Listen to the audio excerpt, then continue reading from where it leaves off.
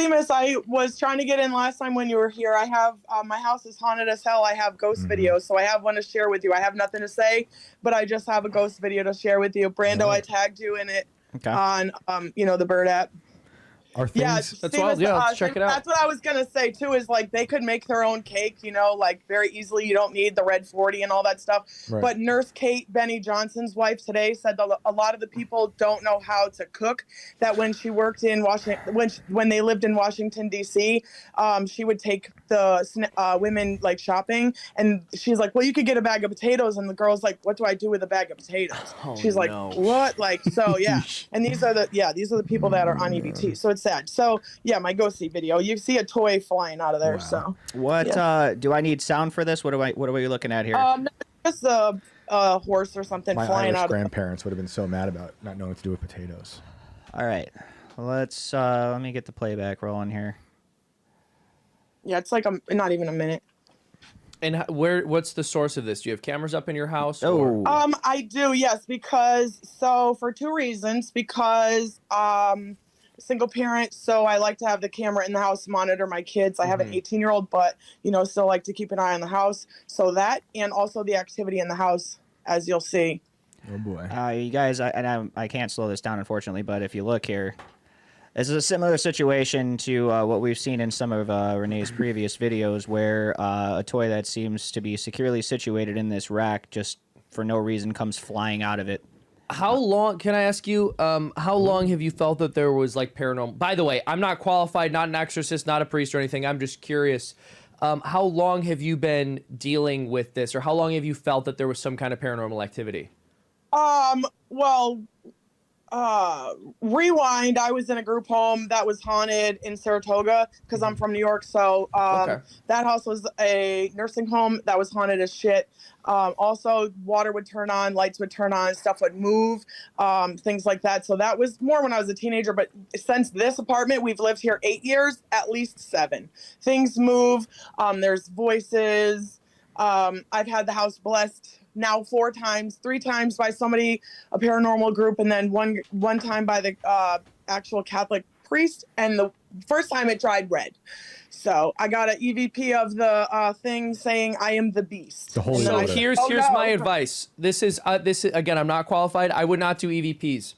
Yeah. No, I know. I learned my lesson. Yeah. Do not try to communicate with it at all. I didn't realize this when I was younger, by the way, because you see EVPs on TV shows and movies. An EVP it's essentially equivalent to a Ouija board. Like that. Yeah. That's you're inviting a demon in to talk to you. Yep. Yeah, that's exactly what happened. It said, I am the beast. And I was like, oh, no, This house is blessed by Jesus. Get out. And it said, try me. And I was like, try me. So then I had the Catholic priest here. It didn't do anything. Shane, the one that you had got in contact with me, I do appreciate that. He said, only those saved by John 3:16 are able to cast out demons, and by his book. So that was that. But thank you. I appreciate it. I wish there was more help there. Yeah, I wish there was more help there, not just buying the book advertisement. That's a bummer. But I mean, I hope, have things got any better? Because Seamus, she's gone through some. Yeah, it's been consistent for your. Has this been something that's been attached to you, or that's been attached to this property? Well, that's what, so I understand, like, divination and all that stuff. I'm like coming back around Christian, like last 1 to 2 years almost. So, but within the last 4 years, there was a psychic in my house that told me that I have an attachment that makes me think thoughts that are not my own. And I have like really bad depression and really bad anxiety. So I would believe that. And yeah. There are people that even think that this might be attached to her child as well. Well, yeah, she sees ghosts, and she'll see them like she can see you right now, clear as day. So my advice on something like this is always going to be to pray a rosary. I don't know if you know that prayer, but I would look that up. I would pray it. I would find if there's a good Catholic parish in your area. I would talk to a priest. You said you did have a priest come bless the house. Can I ask, was this a priest you knew? Did you call the church and they sent somebody? How did that happen? Well, kind of both. My daughter's grandmother, so my ex's mom, She was big into the Catholic Church, so I called the one that she went to. He said to call this other one because that's the one that's closer to me. So the father there came to me, but the one that came here, she also knows because she went to like several of the Catholic churches. She's very big to the church. So yeah. But I just recently, last Thursday, just the other day, I was sitting and I have an orb. I'm not going to send the video, but you can see it come out of my room, bounce around the kitchen, and then it hits the wall, and you hear a bang. So that's cool. So, well, here's the thing. If this activity is demonic, my genuine advice, pray about this, talk to a priest. I would not give it attention. I would really try not. Now, obviously, I'm sure that's easier said than done if it's doing things that are difficult for, if it's keeping you up at night or whatever it is. But my advice would be to really have a good, long conversation with a Catholic priest about it, because they can, I know you mentioned that someone you knew was able to send a family member was able to send a priest over to bless it. But like, I would have a good, long conversation with a priest so that they can, because they're experts on this stuff. Not all of them are demonologists or exorcists or anything that. But they certainly know more about this stuff than I do, and they'll be able to give you better advice than I could give you. But again, what you're describing certainly sounds disturbing. I'm sorry that you're going through that. Yeah, it's terrifying. Yeah, it's absolutely terrifying, and it is extremely hard not to pay attention to it, and you try not to. And that's what people say. I was like, oh well. Said that I'm in a meth psychosis. Okay, whatever. And then somebody said, well, you're just paying too much attention to it. Okay, imagine just sitting in your house, just chilling, doing nothing, playing Xbox, whatever you do in your house. And then all of a sudden, the loud bang, and you look and there's nothing. We sleep with the light on. So it's like bright. It's like bright. How often does this kind of stuff happen? Daily. Has your daughter changed? Has your daughter changed her attitude towards any of this? I don't know. Are you on board with this? Jesus, stop now. Let me ask you. Let me ask you something. You said it's happened daily. You said you've lived in this place for 8 years, and it started 7 years ago. When did it begin to happen daily? That's a good question. Yeah. Is it a slow onset, or did it just turn on one day? It kind of just turned on. It was kind of like an onset, but it kind of was an onset. At first, it would be like there's a pencil on the table, and I'm the only one in the whole building. My kids are at school, and the pencil rolls off the table, and I'm just like, okay, that was weird. So it was just weird, stupid things like that, or like a paper blowing across the floor, but there's no fan or no windows or no air draft breeze for the paper to move. So yeah, there's just a ton of weird stuff going on. So the paranormal researcher that I had investigating the house, I don't know, whatever. So his brother had committed suicide. They still work together on from both sides, basically. And so the brother told him that the answer to the paranormal, that there's a portal in my house, and that the answer to the paranormal is here. Respectfully, I would not listen to this person. No, yeah, it's faking gay. Yeah, because that's why I don't talk to him, because he's like telling me, oh, I'm going to cross your father because my dad's dead. No. Don't talk to somebody. Yeah. Anyone who tells you that they're communicating with dead people is not someone you should be talking to. Yeah. Agreed. Yeah. Agreed. It's like what I told you with the crystals and all the other things. Yes, those are gone. Yeah. Good. Yep. You know how I feel. And we all continue to pray. Me, so I didn't buy them. I didn't seek them out. So because I don't believe in them either. So I wish you could take a nice long break from the house. I know you've seen things. Soon, wait, that's good news.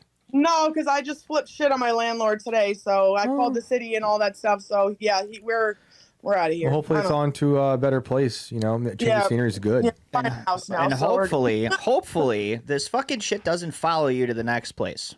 Yeah. No, dude, I'm like, come with me, because No. Don't say that. Don't even say that. Don't even joke like that. Literally, that's the opposite of not giving it attention. No, I know. I'm just kidding. No, I know. Yeah, don't buy it a plane ticket or anything. Well, thank you. No, for that. Yeah. Renee, I'm sorry you're going. Oh, sorry, you were going to say something. I was just joking around, just for like the Airbnb part. Hey, like rent my room for $50. It's haunted as shit.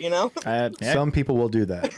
But monetary exploitation is not unheard of in the paranormal universe. Don't make money off demons. Yeah. What I would say, and this is my honest to goodness advice, I would go to a priest. I'm not sure. You said you're coming back to faith or coming back to Christianity. Yes. I would find a good Catholic church. Are you baptized? No. Okay. So I know I do need to get baptized. I would see if there's a local RCIA class. I would talk with a Catholic priest about this, about entering the Catholic Church. RCIA? Because I'm that down. Yeah, RCIA. And this is a class that helps you enter into the Catholic Church. So obviously figure out if that's something you want to do. But my advice to anyone dealing with paranormal activity is become Catholic, because the Catholic Church, it can only help you insofar as you're participating. And it's not the church going like, oh, we don't want to help you, you're not Catholic. It's just that the power that the church has to bind and loose over things on this earth, you have to submit to them. If you're not following the teachings, for example. So let's say you get an exorcist and they come in and they're helping you, but then you're like talking to a necromancer who's speaking to dead people. You're counteracting him. Do you get what I mean? So you got to fully submit to the Catholic Church and all things for these exorcisms, I think, to be effective. And I would even argue, like, there's some priests who have said, like, a good confession is worth more than 100 exorcisms. So that would be my advice to you. God bless you, Renee. I'm sorry that you're going through this. It sounds horrifying. And I will pray for you. Yep. Thank you. I appreciate your Of course. Thank you for being on our show. I appreciate your time. Of course. Thank you. Thank you for calling in. It's good to hear from you, and let us know how the new place goes. Yeah, I'll share updates. You know, I'm here. Awesome, Renee. Thank you. All right, bye. Love you guys. Bye. See you soon. Anne-Marie Haldeman, thank you for the chat. Seamus and Shane. Nefarious is a must-watch. Ooh, yeah, I loved Nefarious. I haven't seen it. I got to watch. You haven't seen Nefarious? No. Dude, we got to all try to watch Nefarious. It's funny. Tim has seen it. I watched it with Tim at one point. That film is great. I heard it was pretty extreme. It is. It's just, to me, I mean, it's obviously a creepy movie, but I love the way I think it just gives you a more interesting perspective on the entire phenomena and, on demonology. And again, I don't know if it was like thoroughly fact-checked by Vatican demonologists or anything. I can just tell you that me, as an uneducated layperson, I watched that and I thought, oh yeah, this like lines up pretty well with what I know to be true about this. But again, I'm an uneducated layperson, right? I don't know what a theologian. I do want to look into it. A lot of people have recommended it. It's a good film. It's an entertaining film. It's really creepy, but in a way where it's a film that makes you think. It's not just sensationalism. It's not just about the spectacle. You actually watch it and it like gives you chills and it causes the old gears to turn. Good. I thought it was well done. Well, that's good art. Yeah, exactly. That's what good art should do. Exactly. Thank you, Over the Road USA, for the Rumble rant. When I was a kid, you say, we used to do kid revivals on the Navajo reservation. One night, while the pastor's son and I were sleeping on the pulpit, a Navajo skinwalker walked in. I rebuked it in Jesus' name. Amen. Amen. That's what you got to do. Never had an experience like that. I've talked to people who've had interactions with skinwalkers. It's a crazy situation.